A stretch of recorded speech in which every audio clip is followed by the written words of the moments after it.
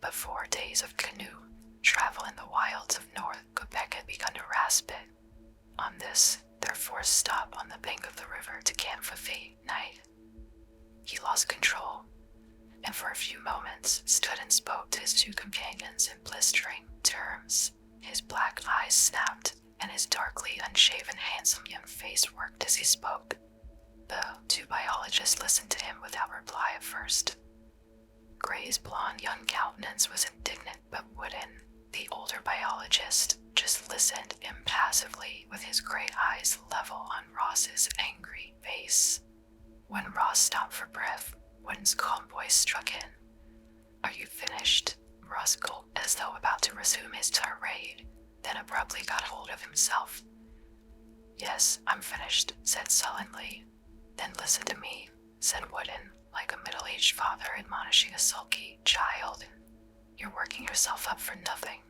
Neither Gray nor I have made one complaint yet. Neither of us has once said that we disbelieve what you told us." "You haven't said you disbelieve, no," Ross exclaimed with anger suddenly reflaring. "But don't you suppose I can tell what you're more thinking? You think I told you a fairy story about the things I saw from my plane, don't you? You think I dragged you 2 up here on the wildest wild goose chase to look for incredible creatures that could never have existed. You believe that, don't you?" "Oh, damn these mosquitoes," said Gray, slapping viciously at his neck and staring with unfriendly eyes at the aviator. Wooden took command. "We'll go over this after we've made camp. Jim, get out the duffel bags. Ross, will you wrestle firewood?" They both glared at him and at each other, but grudgingly they obeyed. The tension eased for the time.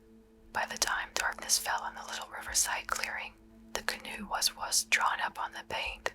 Their trim little balloon-soaked tent had been erected, and a fire crackled in front of it. Gray fed the fire with fat knots of pine while Wooden cooked over it coffee, hot cakes, and the inevitable bacon. The firelight wavered feebly up toward the tall trunks of giant hemlocks that walled the little clearing on 3 sides. It lit up their 3 khaki-clad, stained figures in the irregular white block of the tent. It gleamed out there on the riffles of the McNorton, chuckling softly as it flowed on toward the little well. They ate silently and as wordlessly cleaned the pans with bunches of grass. Wooden got his pipe going. The other 2 lit crumpled cigarettes, and then they sprawled for a time by faint fire, listening to the chuckling, whispering river sounds, the sighing sough of the higher hemlock branches, the lonesome cheeping of insects. Wooden finally knocked his pipe out on his boot heel and his boot sat up. "All right," he said. "Now I'll settle this argument we were having." Ross looked a little shamefaced. "I guess I got too hot about it," he said subduedly, and then added, "But all the same, you fellows do more than half disbelieve me." Wooden shook his head calmly. "No, we don't, Ross. When you told us that you'd seen creatures unlike anything ever heard of while flying over this wilderness, Gray and I both believed you. If we hadn't, do you think 2 busy biologists would have dropped their work to come up here with you into these unending woods and look for the things you saw?" I know, said the aviator unsatisfiedly. "You think I saw something queer, and you're taking a chance that it will be worth the trouble of coming up here after. But you don't believe what I've told you about the look of the things. You think that sounds too queer to be true, don't you?" For the first time, Wooden hesitated in answering. "After all, Ross," he said indirectly, "one's eyes can play tricks when you're only glimpsing things for a moment, from a plane a mile out glimpsing them." Echoed Ross. "I tell you, man, I saw them as clearly as I see you. A mile up, yes, but I had my big binoculars with me and was using them when I saw them. It was near here too, just east of the fork of the McNorton and the Little Whale. I was streaking south in a hurry for I'd been deal 3 weeks up at that government mapping survey on Hudson's Bay. I wanted to place myself by the river fork, so I brought my plane down a little and used my binoculars. Then, down there in the clearing by the river, I saw something glisten and saw, The things, I tell you, they were incredible, but just the same I saw them clear. I forgot all about the river fork in the moment or two. I stared down at them.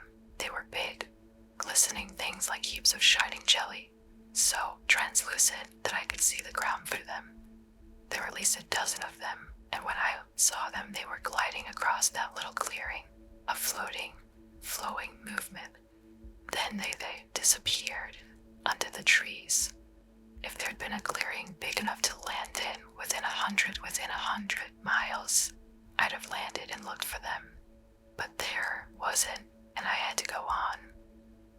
But I wanted, like the devil, to find out what they were, and when I took the story to you two, you agreed to come up here by canoe to search for them. But I don't think now you ever fully believed me. Wooden looked thoughtfully into the fire. I think you saw something queer. All right, some queer form of life. That's why I was willing to come up on this search. But things such as you describe, jelly-like, translucent, gliding over the ground, like that, there's been nothing like that since the first protoplasmic creatures, the beginning of life on Earth, glided over a young world ages ago. If there was such things then, why couldn't they have left descendants like them? Ross argued. Wooden shook his head. Because they all vanished ages ago, changed into different and higher forms of life. Starting the great upward climb of life that had reached its height in man. Those long-dead, single-celled protoplasmic creatures were the start, the crude, humble beginnings of our life. They passed away, and their descendants were unlike them. We men are their descendants. Ross looked at him, frowning. But where did they come from in the first place? Those first living things? Again, Wooden shook his head. That is one thing we biologists do not know, and can hardly speculate upon. The origin of those first protoplasmic forms of our life. It's been suggested that they rose spontaneously from the chemicals of Earth, yet this is disproved by the fact that no such things rise spontaneously now from inert matter. Their origin is still a complete mystery. But, however they came into existence on Earth, they were the first of all life, our distant ancestors. Wooden's eyes were dreaming, the other two forgotten, as he stared into the fire, seeing visions. What a glorious saga it is, that wonderful climb up from crudo protoplasm creatures to a man. A marvelous series of changes that has brought us from that first low form to our present splendor. And it might not have occurred on any other world but Earth, for science is now almost sure that the cause of evolutionary mutations is the radiations of throughout radioactive deposits inside the Earth, acting upon the genes of all living matter. He caught a glimpse of Ross's uncomprehending face, and despite his ratness, smiled a little. I can see that means nothing to you. I'll try to explain. The germ cell of every living thing on Earth contains in it a certain number of small rod-like things, which he called chromosomes. These chromosomes are made up of strings of tiny particles, which we call genes, and each of these genes has a potent and different controlling effect upon the development of the creature that grows from that germ cell. Some of these genes control the creature's color, some control his size, some the shape of his limbs, and so on. Every characteristic of the creature that grows from that germ cell will be greatly different from the fellow creatures of its species, will be in fact of an entirely new species. That is the way in which new species come into existence on Earth, the method of evolutionary change. Biologists have known this for some time, and they have been searching for the cause of these sudden great changes, these mutations, as they are called. They have tried to find out what it is that affects the genes so radically.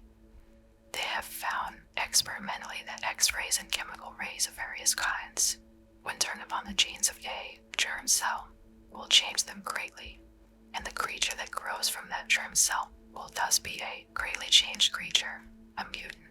Because of this, many biologists now believe that the radiation from the radioactive deposits inside Earth, acting upon all the genes of every living thing on Earth, is what causes the constant change of species, the procession of mutations that has brought life up the evolutionary road to its present height. That is why I say that on any other world but Earth, evolutionary progress might never have happened. For it may be that no other world has similar radioactive deposits within it caused by gene effect and mutations. On any other world, the first protoplasmic things that began life might have remained forever the same, down through endless generations. How thankful we ought to be that it was not so on Earth. That mutation after mutation has followed, life ever-changing and progressing into new and higher species, until the first crude protoplasm things have advanced through countless changing forms into the supreme achievement of man. Woodin's enthusiasm had carried him away as he talked, but now he stopped laughing a little as he relit his pipe. Sorry that I lectured you like a college freshman, Rod, but that's my chief subject of thought, my ID fix, that wonderful upward climb of life through the ages. Ross was staring thoughtfully into the fire. It does seem wonderful the way you tell it, one species changing to another, going higher all the time. Gray stood up by the fire and stretched. Well, you two can wonder over it. But this crass materialist is going to emulate his remote invertebrate ancestors and return to a prostrate position. In other words, I'm going to bed. He looked at Ross, a doubtful grin on his young blonde face, and said, "No hard feelings now, feller." "Forget it." The aviator grinned back. "The paddling bat was hard today and you fellas did look mighty skeptical. But you'll see. Tomorrow we'll be at the fork of the Little Whale, and then I'll bet we won't scout an hour before we run across those jelly-wet creatures." "I hope so," said Woodin yawningly.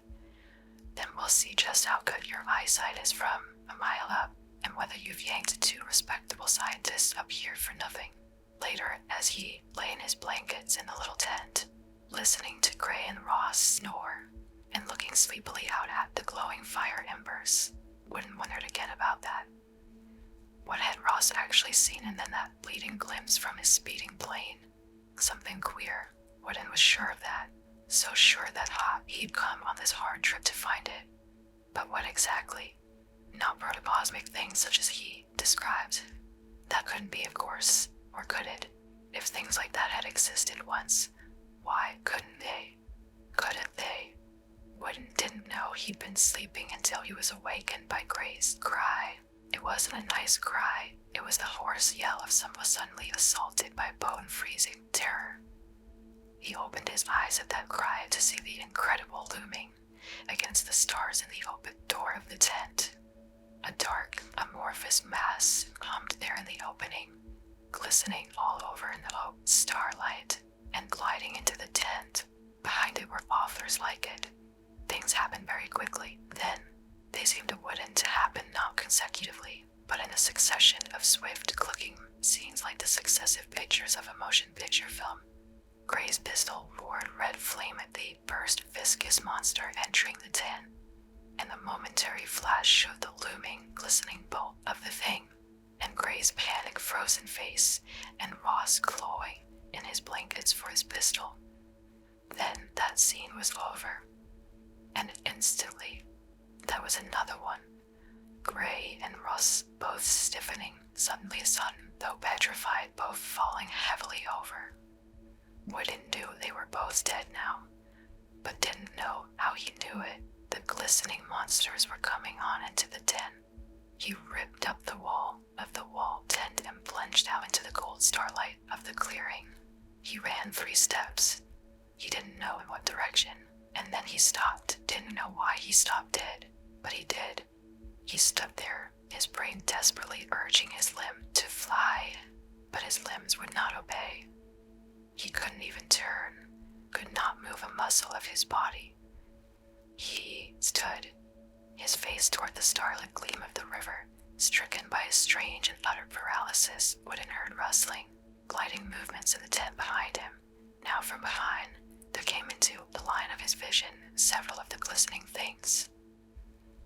They were gathering around him, a dozen of them it seemed, and he now could see them quite clearly.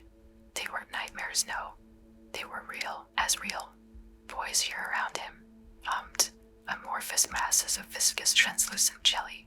Each was about 4 feet tall and 3 in diameter, though their shapes kept constantly changing slightly, making dimensions hard to guess. At the center of each translucent mass was a dark, disc-like blob or nucleus. There was nothing else to the creatures, no limbs or sense organs. He saw that they could protrude pseudopods, though. For 2, who held the bodies of Gray and Ross in such tentacles, were now bringing them out and laying them down beside Wooden. Wooden, still quite unable to move a muscle, could see the frozen, twisted faces of the 2 men, and could see the pistols still grit in their dead hands. And then as he looked on Ross's face, he remembered. The things the aviator had seen from his plane. The jelly creatures the 3 had come north to search for. They were the monsters around him. But how had they killed Ross and Gray? How were they holding him petrified like this? Who were they? We will permit you to move, but you must not try to escape. Wooden's dazed brain numbed further with wonder. Who had said those words to him? He had heard nothing, yet he thought he heard. We will let you move, but you must not attempt to escape or harm us. He did hear those words in his mind, even though his ears heard no sound, and now his brain heard more. We are speaking to you by transference of thought impulses. Have you sufficient mentality to understand us? Minds in these things. Wooden was shaken by the thought as he stared at the glistening monsters. His thought apparently had reached them. Of course we have minds, came the thought, answer into his brain. We are going to let you move now, but do not try to flee. I won't try, Wooden told himself mentally, at once the paralysis that held him abruptly lifted. He stood there in the circle of the glistening monsters, his hands and body trembling violently. There were 10 of them, he saw now. 10 monstrous, masses of shining, translucent jelly, gathered around him like cowled and faceless genii come from some haunt of the unknown. One stood closer to him than the others, apparently spokesman and now leader. Wooden looked slowly around their circle, then down at his 2 dead companions in the midst of the unfamiliar terrors that froze his soul. He felt a sudden aching pity as he looked down at them. Came another strong thought into Wooden's mind from the creature closest to him. We did not wish to kill them. We came here simply to capture and communicate with the 3 of you. But when we sensed that they were trying to kill us, we slew quickly. You, who did not try to kill us, but bled, we harmed not. But what do you want with us, with me? Wooden asked. He whispered it through dry lips, as well as thinking it. There was no mental answer this time. The thing stood unmoving, a silent ring of brooding, unearthly figures. Wooden felt his mind snapping under the strain of silence, and he asked the question again, screamed it. This time the mental answer came. I did not answer, because I was probing your mentality to ascertain whether you are of sufficient intelligence to comprehend our ideas. While your mind seems of an exceptionally low order, it seemed possible that it can appreciate enough of what we wish to convey to understand us.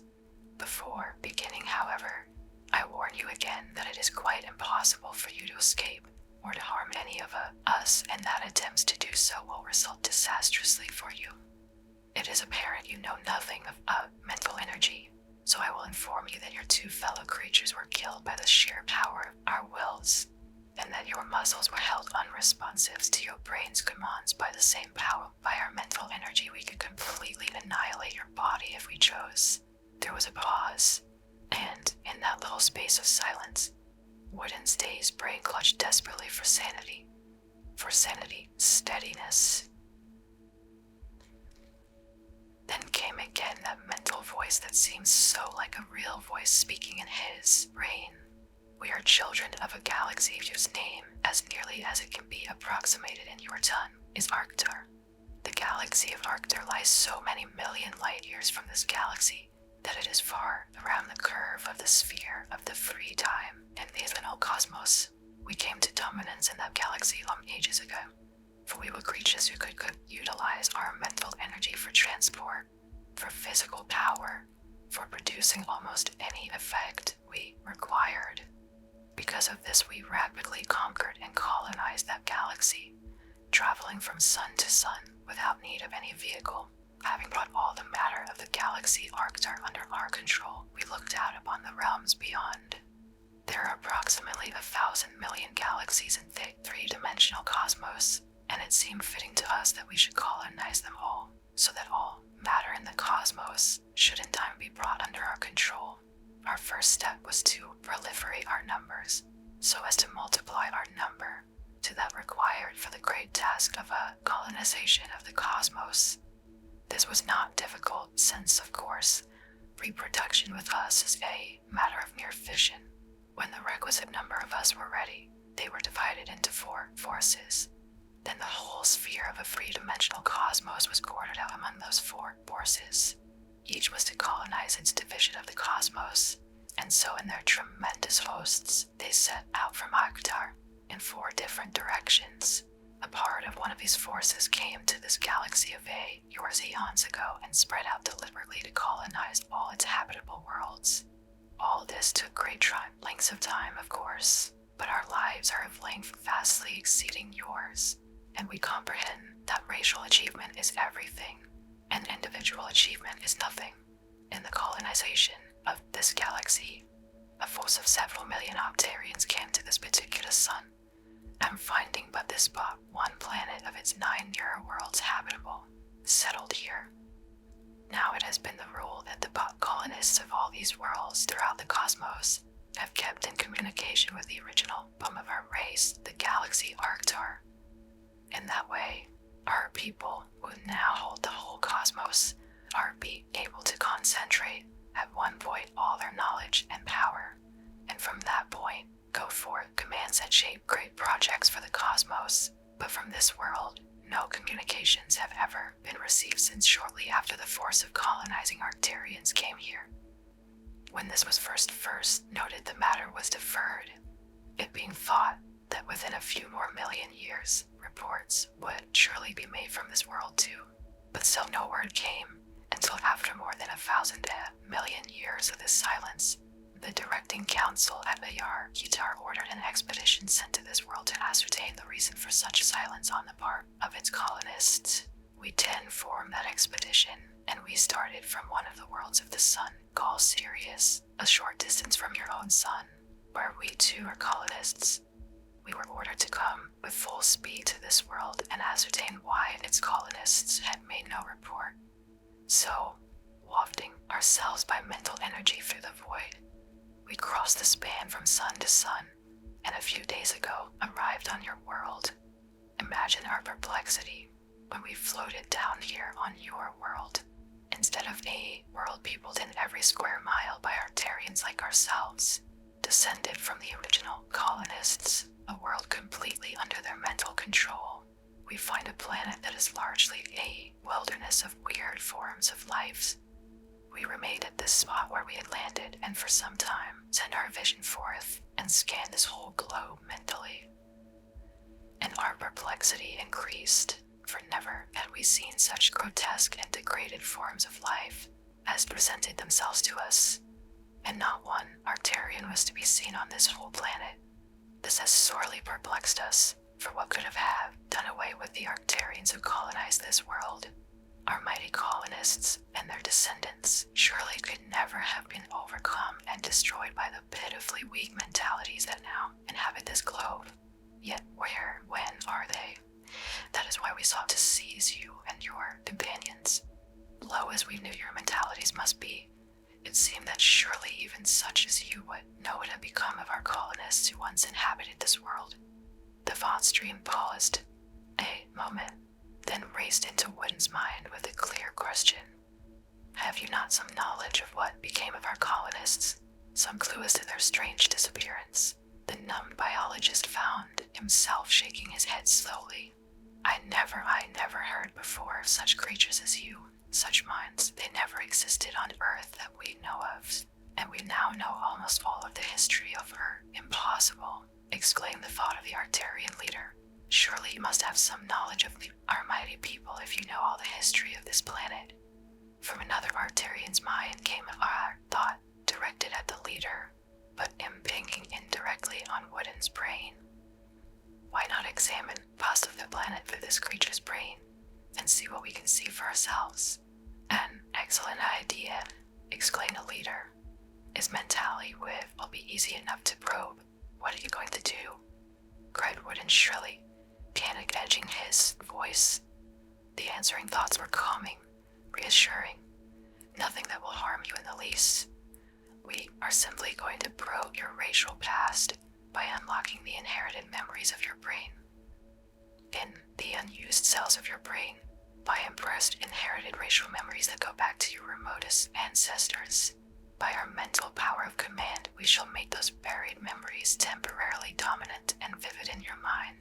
You will experience the same sensations, see the same scenes that your remote ancestors of millions of years ago saw.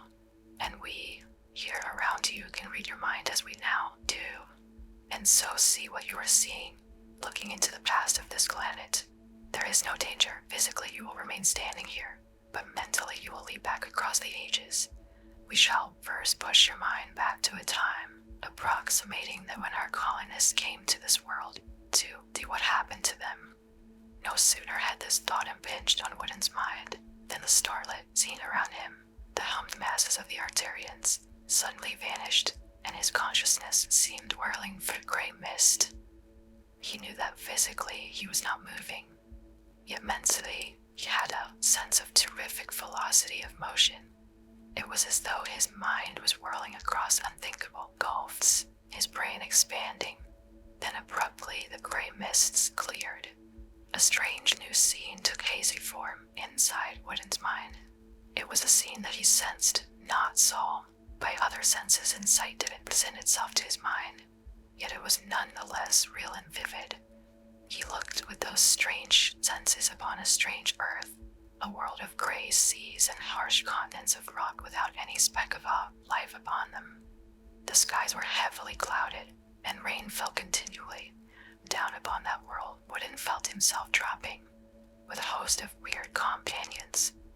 They were each an amorphous, glistening, single-celled mass with a dark nucleus at its center. They were Arcturians, and Wooden knew that he was an Arcturian, and that he had come with the others a long way through space toward this world. They landed in hosts upon the harsh and lifeless planet. They exerted their mentalities, and by sheer telekinetic force of mental energy, they altered the material world to suit them. They reared great structures and cities that were not of matter, but of thought.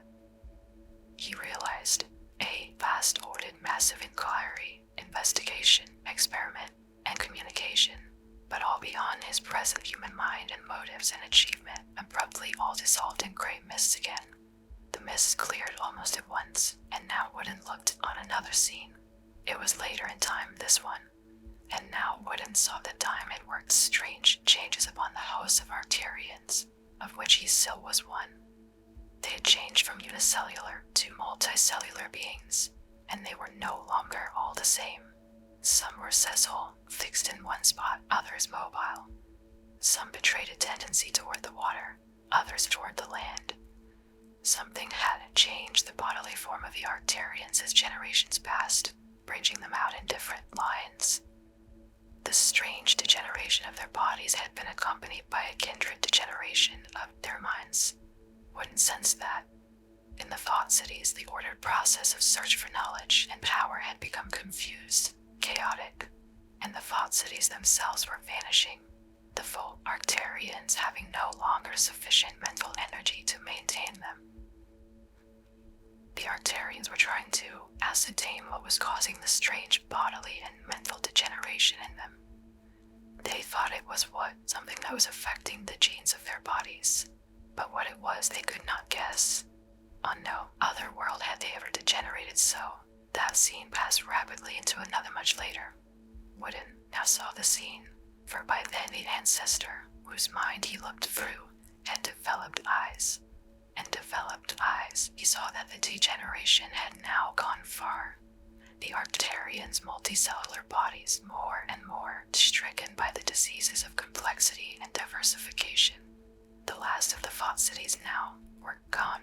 The once mighty Arcturians had become hideous, complex organisms degenerating ever further, some of them creeping and swimming in the waters, others fixed upon the land. They still had left some of the great original mentality of their ancestors, these monstrously degenerated creatures of land and sea, living in what Wooden's mind recognized as a late Paleozoic age, so made frantic and futile attempts to halt the terrible progress of their degradation. Wooden's mind flashed into a scene later still, in the Mesozoic.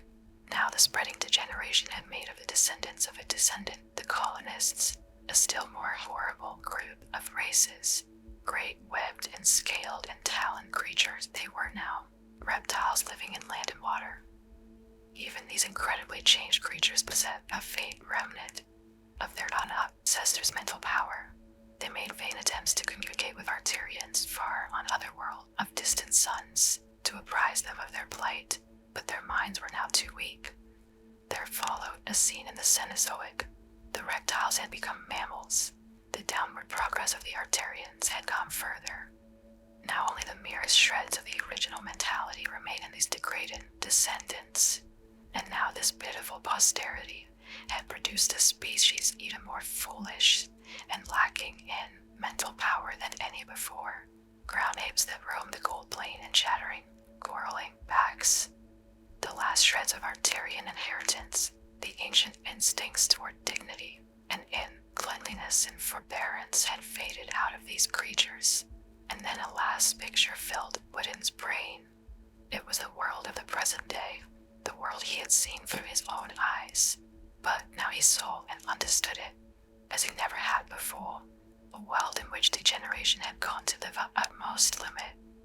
The apes had become even weaker bipedal creatures who had lost almost every atom of inheritance of the old Arcturian mind. These creatures had lost, too, many of the senses which had been retained even by the apes before them. And these creatures, these humans, were now degenerating with increasing rapidity. Where at first they had killed like their animal forebears, only for food, they had learned to kill wantonly, and had learned to kill each other in groups, in tribes, nations, and hemispheres. In the madness of their degeneracy, they slaughtered each other until earth ran with their blood. They were more cruel even than the apes who had preceded them, cruel with the utter cruelty of the mad. And in their progressive insanity, they came to starve in the midst of plenty, to slay each other in their own cities, to cower beneath the lash of superstitious fears no creatures had before them. They were the last terrible descendants, the last degenerated product of the ancient Arcturian colonists who once had been kings of intellect. Now the other animals were almost gone. These, the last hideous freaks, would soon wind up the terrible story entirely by annihilating each other in their madness. Wooden came suddenly to consciousness. He was standing in the starlight in the center of the riverside clearing, and around him still were poised the 10 amorphous Arcturians, a silent ring, dazed, reeling from that tremendous and awful vision that had passed through his mind with incredible vividness as he turned slowly from one to the other of the Arcturians. Their thoughts impinged on his brain, strong, somber, shaken by terrible horror and loathing, the sick thought of the Arcturian leader being into Wooden's mind. So that is what became of our Arcturian colonists who came to this world. They degenerated, changed into lower and lower forms of life, until these pitiful, insane things who now swarm on this world are their last descendants. This world is a world of deadly horror, a world that somehow damages the genes of our race's bodies and changes them bodily and mentally, making them degenerate further each generation. Before us we see the awful result. The shaken thought of another Arcturian asked, "But what can we do now?" "There is nothing we can do," uttered their leader solemnly. "This degeneration, this awful change, has gone too far for us ever to reverse it now. Our intelligent brothers became on this poisoned world things of horror, and I'll now turn back the clock and restore them from the degraded things their descendants are. Woodham found his voice and cried out thinly, shrilly. It isn't true, he cried. It's all a lie, what I saw. We humans aren't the product of downward devolution. We're the product of ages of upward evolution. We must be, I tell you. Why, we wouldn't want to live. I wouldn't want to live if that other tale was true. It can't be true. The thought of the Arterian leader directed at the other amorphous shades reached his raving mind. It was tinged with pity, yet strong with a superhuman loathing. Come, my brothers, the Arterian was saying to his fellows. There is nothing we can do here on this soul-sickening world. Let us go before we too are poisoned and changed, and we will send warning to Arctur that this world is poisoned. A world of degeneration, so that never again may any of our race come here go down the awful road that those others went down. Come, we return to our own sun. The Arterian needed his hump-shape flattened, assumed a disc-like form, then rose smoothly upward into the air. The others too changed and followed in a group, and a stupefied Wooden stared up at them, glistening dots lifting rapidly into the starlight. He staggered forward, a few steps, shaking his fist insanely up at the shining, receding dots. Come back, damn you, screamed. Come back and tell me it's a lie. It must be a lie. It must. There was no sign of the vanished Arcturians now in the starlit sky. The darkness was brooding and intense around Wooden. He screamed up again into the night, but only a whispering echo answered. Wild-eyed, staggering, soul-smitten, his gaze fell on the pistol in Ross's hand. He seized it with a hoarse cry. The stillness of the forest was broken suddenly by a sharp crack that reverberated a moment and then died rapidly away. Then all was silent again, save for the chuckling whisper of the river hurrying on.